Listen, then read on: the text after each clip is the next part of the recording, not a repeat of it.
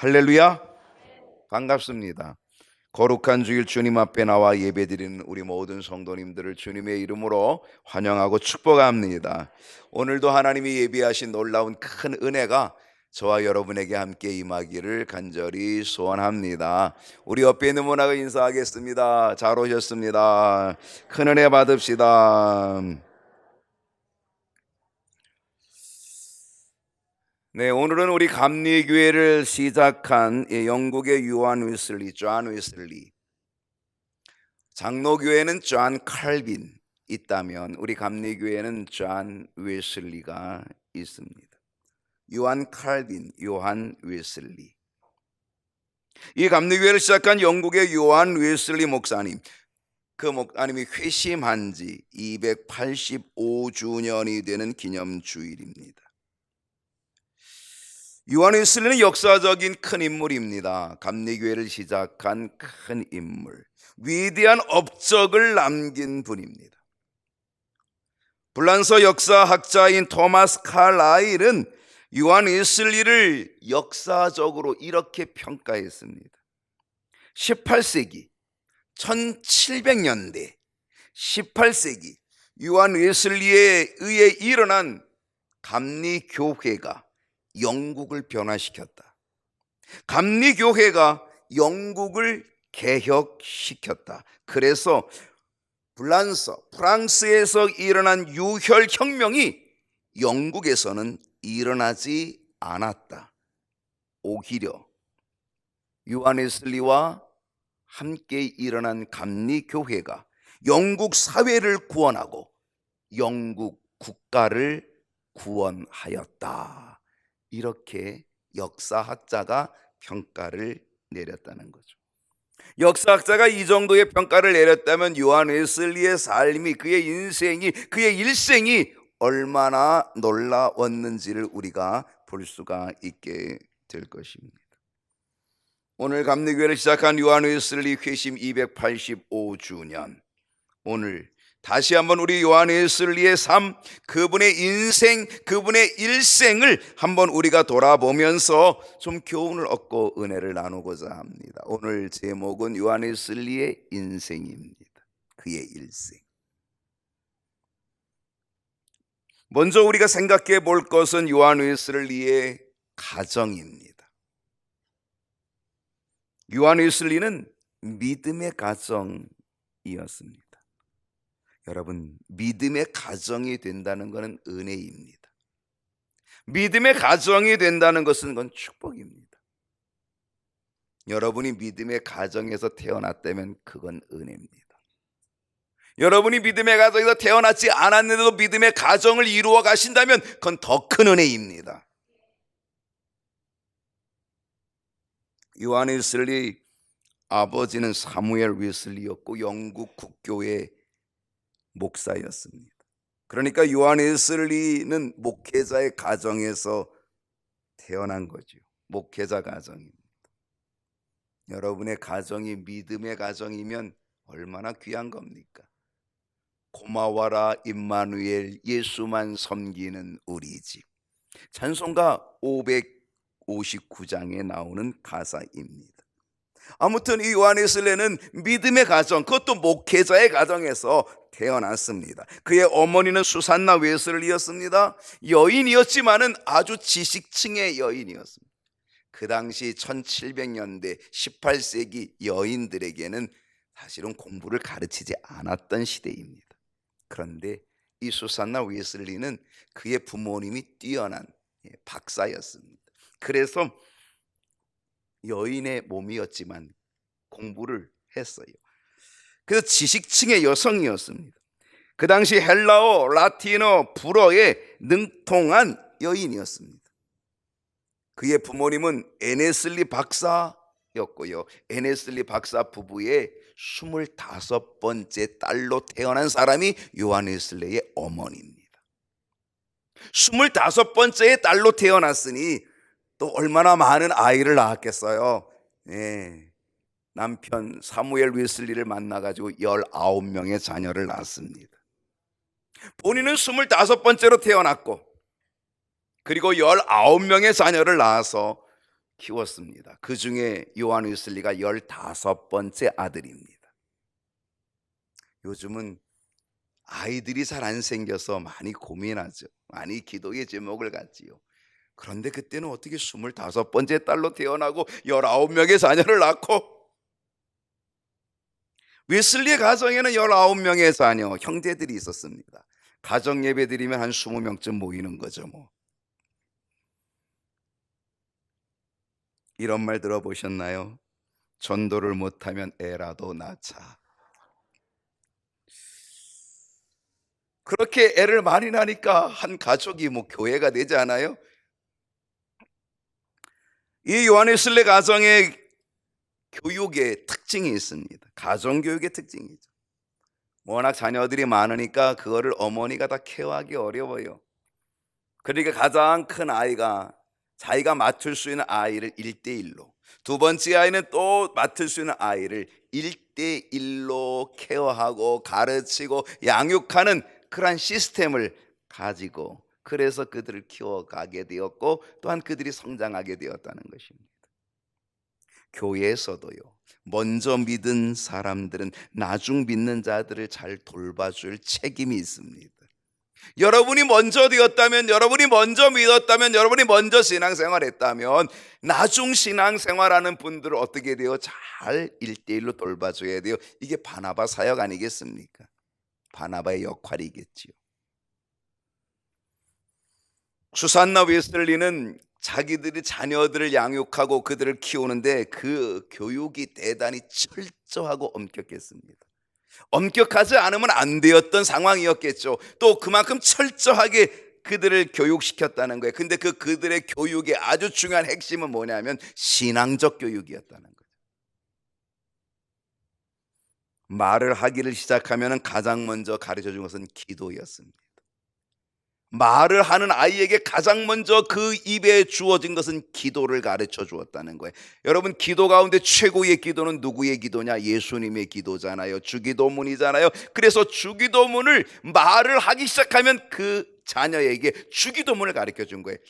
최고의 기도, 예수님의 기도, 예수님이 가르쳐준 그 기도를 그가 일생 동안 할 수 있도록, 그래서 가장 어려서 말을 하기 시작한 그 아이에게 주기도문을 가르쳐주고 외우게 했다는 거예요. 그것을 외울 때까지 방 안에서 나오지 못하게끔, 다 외워야 방에서 나오게끔 그렇게 철저한 신앙의 교육, 기도의 교육을 하였다는 것입니다. 신앙적 교육을 우선순위에 둔 거지요. 여러분의 우선순위는 무엇인가요? 하나님의 말씀입니까? 세상 공부입니까? 어떤 게 우선순위인가요? 교회인가요? 아니면 학원과 학교인가요? 어떤 우선순위를 여러분 두고 있습니까? 영적인 것, 신앙적입니까? 아니면 육적인 것, 지식입니까? 영적 우선순위를 둘 때에 하나님은 이 모든 것들을 더하여 주시는 은혜를 허락해 주실 줄로 믿습니다. 먼저 그의 나라와 그의 일을 구하라. 그리하면 이 모든 것들을 너에게 더하여 주시리라. 오늘 우리가 영적인 우선순위를 두면 하나님은 이 모든 것들을 더해 주시는 은총을 반드시 허락해 주실 것입니다. 두 번째, 요한 웨슬리의 일생에서 중요한 것은 열정입니다. 요한 웨슬리는 홀리클럽을 만듭니다. 신성고락부, 성경 공부, 기도 모임입니다. 홀리클럽을 만들어서 공부합니다. 성경을 공부합니다. 기도하는 일에 아주 전심전력했습니다. 멤버들을 함께 만들어 갑니다. 그리고 그들이 함께 모였습니다. 일주일에 3번, 4번을 모였습니다. 일주일에 한 번 모여도 많이 모일 텐데 일주일에 3번, 4번 모임을 가져서 그들은 철저하게 성경을 연구하고 철저하게 성경을 배우고 그리고 기도에 힘썼다는 것입니다. 성경에 보게 되면 베레아 사람들이 있습니다. 베레아 사람들은 성경이 정말 그러한가 하여서, 하나님의 말씀이 정말 그러한가 하여서 날마다 성경을 상고했다는 거죠. 날마다 성경을 찾아봤다는 거잖아요. 베레아 사람들에게는 열심히, 특심이 있었다는 거예요. 특심, 특별한 열심이죠. 요한 웨슬리와 함께한 이 홀리클럽, 그들은 성경을 연구하고 기도하는 이 모임에 아주 특심, 열정적으로 했다는 거예요. 그들이 얼만큼 열정적으로 모였냐? 철저하게 시간을 지켜서 모였다는 거예요. 철저하게 모였다. 주변의 사람들이 그들의 모임을 비난했습니다. 아이고 저놈들. 그리고 별명을 붙여줬습니다. 뭐라 그래요? 야, 쟤네들은 진짜 철저하게 모인다. 정말 쟤네들은 정말 철저하게 규칙적으로 모인다. 어떻게 저렇게 철저하게 규칙적으로 모일 수 있어? 쟤네들은 메서디스트야, 규칙주의자야. 그래서 별명을 붙여줬다는 거잖아요. 규칙주의자, 메서디스트. 쟤네들은 규칙주의자야. 규칙적으로 저렇게 철저하게 모여. 그리고 놀려대면서 메서디스트라고 해요. 그 메서디스트가 오늘 우리의 이름, 감리교의 이름이 되어서 경인감리교회는 경인 메서디스트 처치,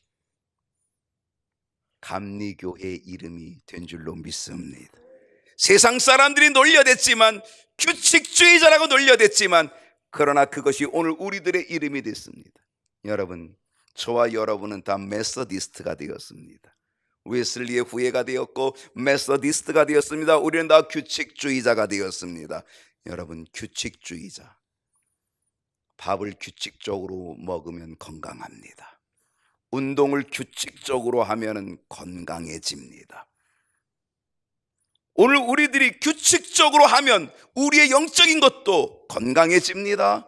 규칙적으로 예배드리면, 규칙적으로 기도하면, 규칙적으로 성경 말씀을 읽으면, 규칙적으로 예배를 드리고 말씀을 사모하면 오늘 우리는 영적으로 강해지는 역사가 일어나게 될 줄로 믿습니다. 건강하게 된다는 거죠. 사도행전 11장 26절을 보면요, 만남의 안디옥에 데리고 와서 둘이 교회에 1년간 모여 있어 큰 무리를 가르쳤고, 제자들이 안디옥에서 비로소 뭐라고요? 그리스도인이라 일컬음을 받게 되었더라. 초대교회에 아주 정말 칭찬받는 교회 중에 하나가 안디옥 교회였습니다. 이 안디옥 교회는 바나바가 사역하던 곳이었습니다. 바울을 초대합니다. 그리고 함께 말씀을 가르칩니다. 바로 그 속에서 그들은 그 말씀에 따라서 정말 믿음의 열정을 가지고 있었습니다. 그래서 세상 사람들이 그리스도인이야, 저들은 그리스도인이야. 여러분, 세상 사람들이 여러분을 어떻게 말하고 있습니까? 쟤는 교회 나가는 것 같은데 근데 신앙이 없는 것 같아. 쟤는 그리스도인이라고 하는데 그런데 틀렸어. 여러분 어떻습니까? 쟤는 누가 뭐래도 그리스도인이야. 여러분 어떤 평가를 받고 계십니까? 안디옥 교회 성도들은 비로소 그리스도인이라 일컬음을 받게 됐다는 거예요. 그들의 믿음의 열정, 규칙적으로 말씀을 연구하고 규칙적으로 기도했더니 저들은 규칙주의자야, 메서디스트야 라고 하는 이름을 얻게 되었다는 것. 그것이 우리 감리교회 이름이 된 것. 우리가 정말 예수쟁이가 되고 정말 예수를 잘 믿으면 세상 사람들은 우리를 비로소 그리스도인이라고, 저 사람은 예수쟁이야, 저 사람은 진짜 진실한 그리스도인이야, 그렇게 우리를 인정해 줄 줄로 믿습니다. 그렇게 인정받아야 합니다. 여러분, 어떤 별명이 여러분에게 붙여지면 좋겠습니까? 아브라함에게는 우리가 부르는 별명이 있습니다. 아브라함을 뭐라고 불러요? 어이구, 별명을 알고 계시는군요. 믿음의 조상이라고 불리면 아브라함이 기분이 어떨 것 같아요? 별로예요? 좋겠지요. 믿음의 조상. 여러분은 어떤 별명을 듣기를 원하십니까? 다윗에게도 별명이 있었습니다. 다윗의 별명은 뭔지 아세요? 내 마음에 합한 자. 하나님이 지어준 별명. 내 마음에 합한 사람, 그것이 다윗의 별명입니다. 여러분, 하나님의 마음에 합한 자, 이 별명을 듣는다면 얼마나 기쁘게, 얼마나 좋으겠어요. 이삭은 순종의 사람입니다. 욥은 인내의 사람입니다. 그에게 붙여지는 별명들입니다. 사도 바울에게도 별명이 있습니다. 그는 나의 택한 그릇이야. 그는 나의 택한 그릇이야. 주님이 주신 별명이었습니다. 여러분은 어떤 별명이 붙으면 좋을까요? 예수를 믿는데 형편없어, 이렇게 되면 안 되고, 저 사람은 진짜 그리스도인 맞아, 비로소 그리스도인이라 일컬음을 받게 되었더라. 오늘 여러분에게도 믿음의 별명, 인정받는 별명이 있기를 축복합니다. 요한웨슬리의 세 번째에, 그의 일생에서 있었던 세 번째는 실패입니다. 여러분, 인생은 굴곡입니다. 잘 나가고 햇빛이 창창하기도 하지만 비가 내리기도 하는 굳은 땅을 만나기도 합니다. 요한웨슬리의 인생에 실패가 있습니다. 그의 실패를 세 가지로 얘기해 보면 하나는 사랑의 실패입니다. 요한웨슬리가 선교사를 자청하여서 대서양을 건너서 미국 땅으로 건너갑니다. 원주민들을 선교하러 간 거지요. 그 요한웨슬리가 미국 조지아에 있는 서머나 지사의 조카 딸을 만나게 되는데, 그 조카 딸은 아주 젊고 매력적인 여인이었습니다. 이름은 소피아입니다. 사랑에 빠졌습니다. 그래서 요한웨슬리가 그 여인에게 청혼을 합니다. 그리고 이 소피아는 요한웨슬리의 청혼을 받아들여서 오케이, 그래서 둘이는 결혼할 그런 상황이 되었는데, 그런데 요한웨슬리가 자기의 이 상황을 모라비안 교도들하고 얘기하는데 모라비안 교도들이 그 결혼을 반대합니다. 요한웨슬리는 모라비안 교도들의 영향을 많이 받았거든요. 그래서 결혼을 포기합니다. 이 일로 인하여 소피아의 갈등, 그 가정과의 갈등, 그러므로 인하여서 결국은 사랑의 실패가 되었고, 그 조지아 선교도 실패로 끝나버리고 맙니다. 사랑의 실패가 선교의 실패가 되고 말았어요. 그래서 두 번째의 실패는 선교의 실패입니다. 요한웨슬리는 선교사로 미국 땅을 밟았지만 그는 실패하고 다시 영국으로 되돌아오게 됩니다. 1738년 1월 24일 그가 회심하기 4달 전 화요일 날 그의 일기에 이렇게 써여 있습니다. 나는 원주민들을 회심시키기 위해 미국으로 건너갔다. 그러나 누가 나를 회심시킬 것인가? 누가 나를 회심시켜 줄 것인가? 이 악한 불신의 마음으로부터 나를 해방시켜 줄 분은 과연 누구일까? 요한웨슬리는 야반 도주하듯이 선교지를 빠져나와서 배를 타고 다시 영국으로 되돌아오게 됩니다. 그는 사랑의 실패, 그 사랑의 실패로 인하여 선교의 실패, 그리고 세 번째 그의 실패는 믿음의 실패입니다. 사랑의 실패, 선교의 실패 속에, 그 좌절감 속에서 배를 타고 영국으로 돌아오는 중에 큰 풍랑을 만나게 됩니다. 풍랑 속에서 배가 침몰될 정도의 위기를 경험하면서 웨슬리는 죽음에 대한 공포로 두려워 떨고 있었어요. 죽음에 대한 두려움, 그 파도를 보고. 그런데 옆에서 찬송 소리가 들려옵니다.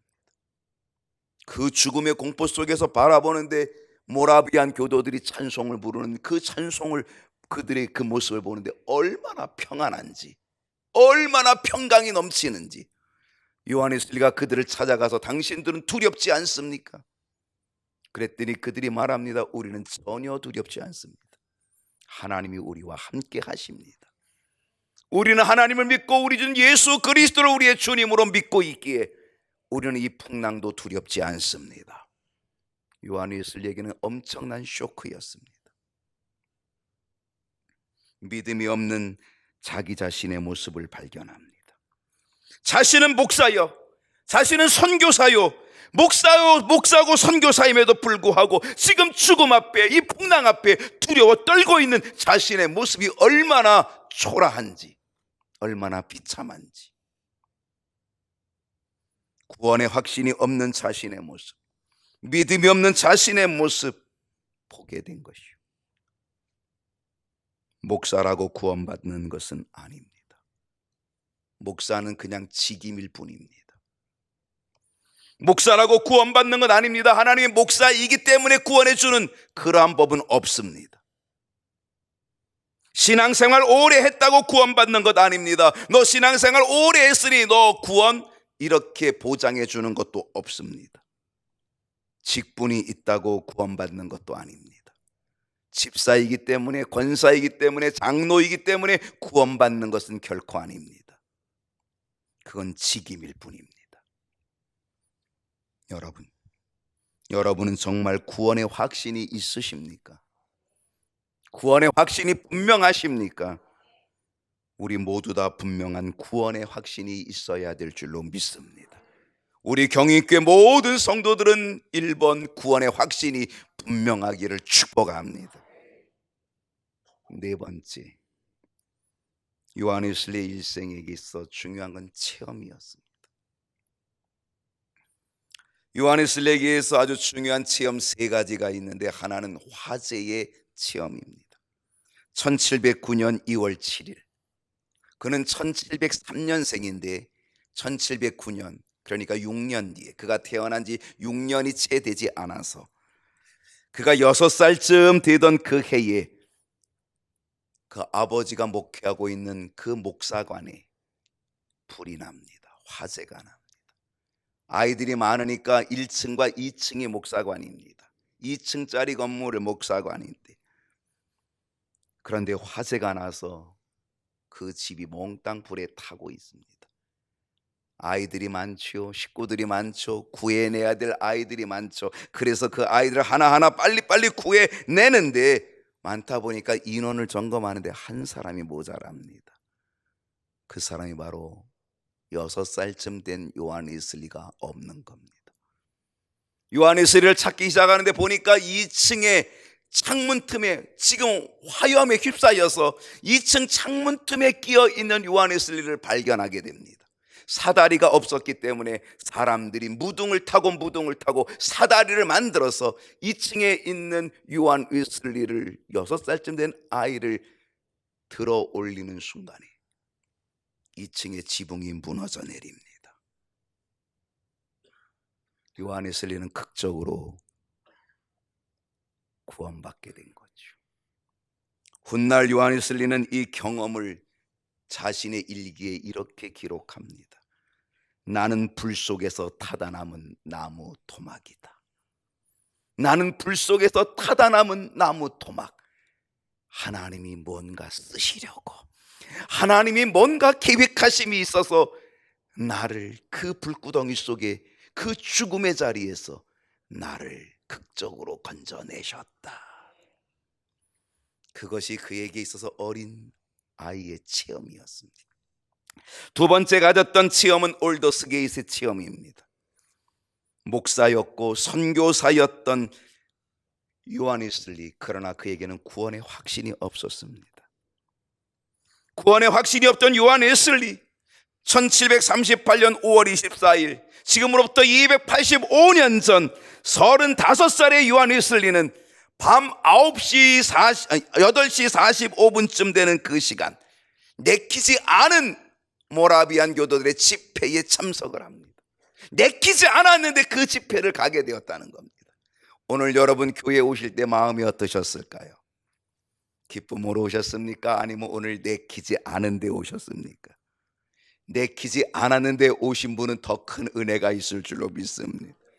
왜 내키지 않은 마음이 있을까요? 그건 마귀가 그렇게 마음을 주는 겁니다. 왜? 그곳에 가면 은혜 받으니까 은혜 못 받게 하려고 하는 거죠. 내키지 않는 마음을 주는 거죠.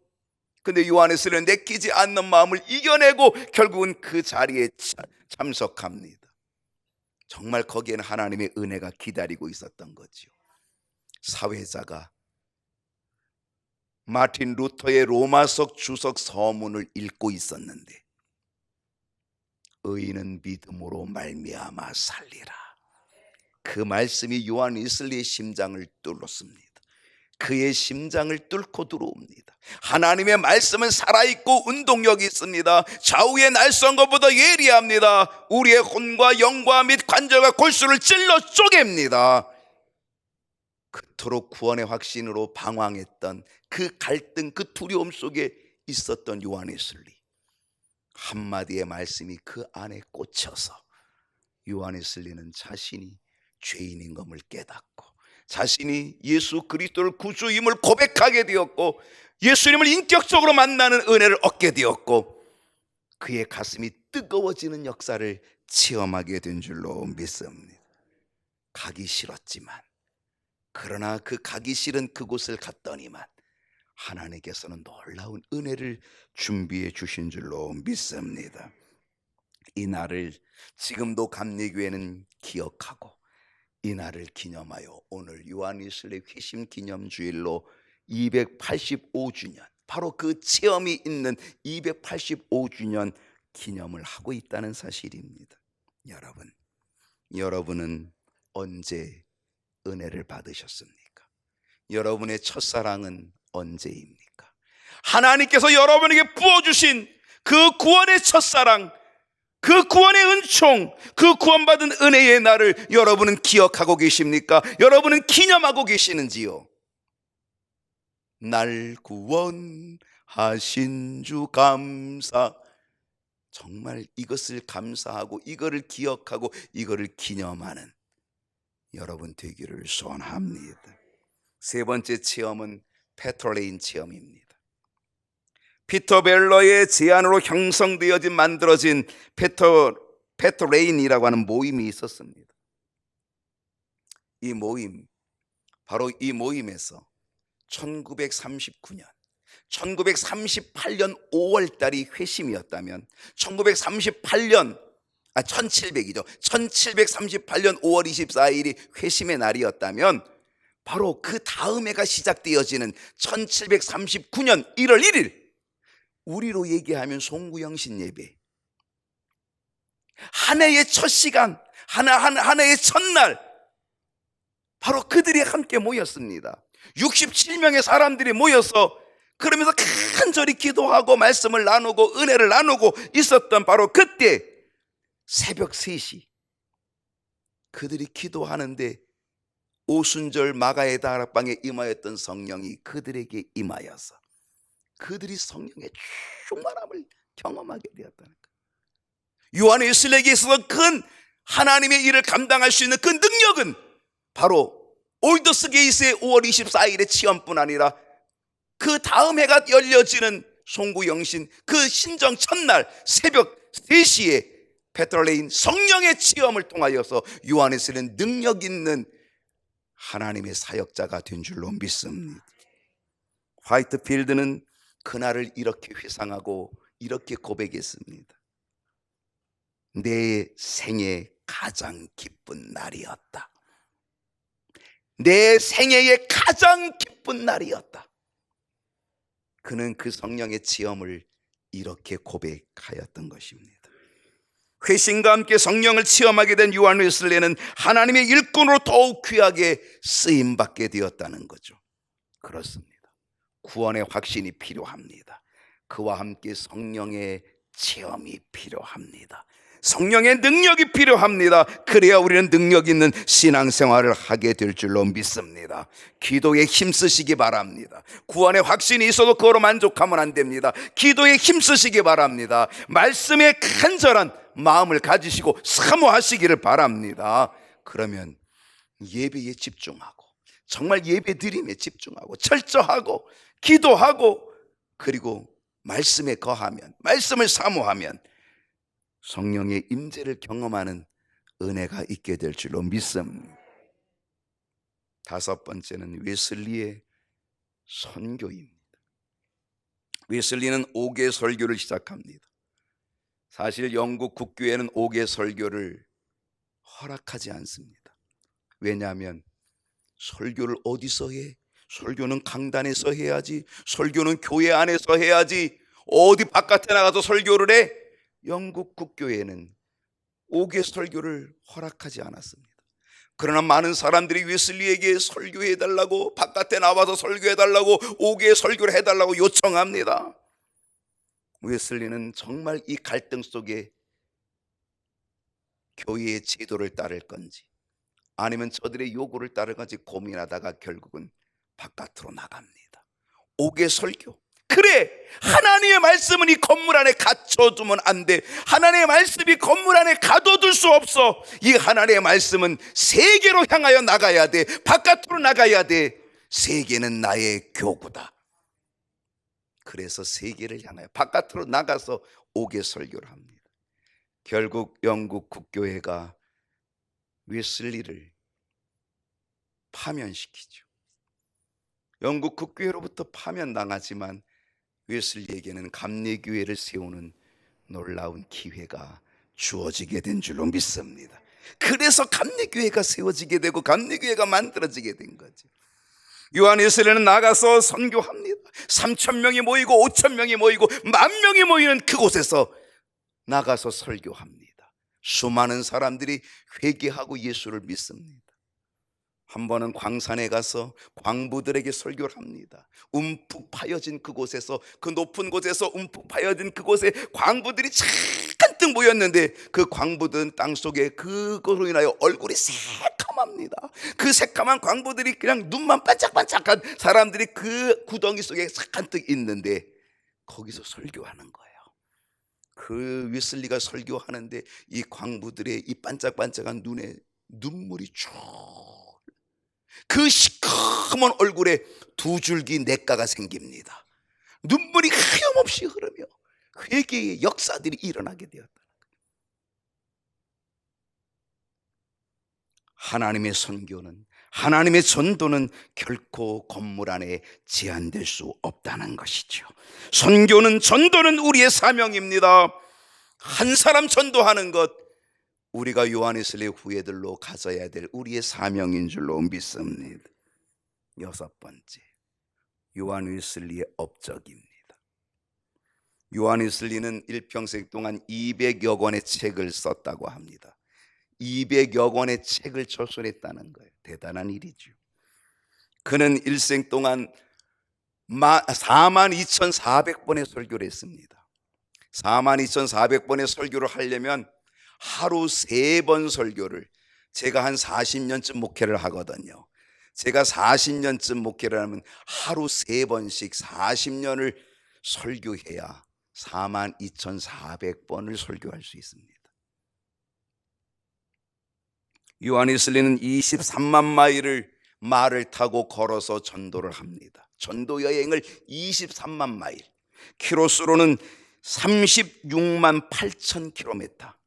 이것이 얼마인지는 여러분 잘 모르기 때문에 알려드립니다. 이 거리는 지구를 9바퀴 돌고도 남습니다. 요한 웨슬리는 지구를 9바퀴 도는 그 거리를 말을 타고 걸어서 전도한 그 기록을 가지고 있다는 것이죠. 어떤 분이 이렇게 평가합니다. 일생 동안 아무 일도 안 하고 평생 책을 써도 200권 이상의 책을 쓰지 못할 것이다. 평생 동안 아무 일도 하지 않고 전도하며 돌아다녀도 지구 9바퀴 이상을 돌 수는 없을 것이다. 성령의 능력으로 요한 웨슬리는 이 일을 감당한 줄로 믿습니다. 마지막 7번째, 요한 웨슬리의 기념 비문입니다. 웨스터민스터 사원 요한 웨슬리의 기념 비문에 3가지가 기록이 되어 있습니다. 그 첫 번째는 다 같이 읽어볼까요? 시작. 우리 1층 로비에도 있는 세계는 나의 교구다. 세계는 나의 교구다. 하나님의 복음을 이 건물 안에 가둬둘 수 없다. 우리는 세계를 뻗어나가서 전도해야 되고 세계를 나가서 선교해야 된다. 모든 사람들은 우리가 구원해야 될 구원의 대상이다. 세계는 나의 전도지다. 선교의 열정을 가졌던 이 요한 웨슬리, 우리도 한 사람 전도하는 열정을 가져야 될 줄로 믿습니다. 2번째 문은 다 같이 읽어볼까요? 시작.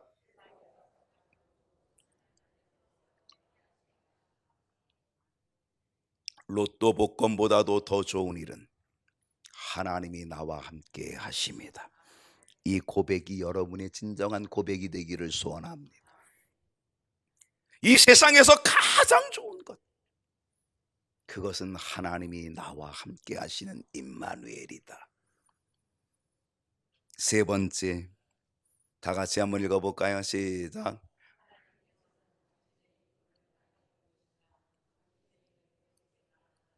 하나님은 당신의 일꾼을 이제 이 땅에 묻지만 하나님은 당신의 일을 또 다른 사람을 통하여 계속해 나가신다. 선교의 연속성입니다.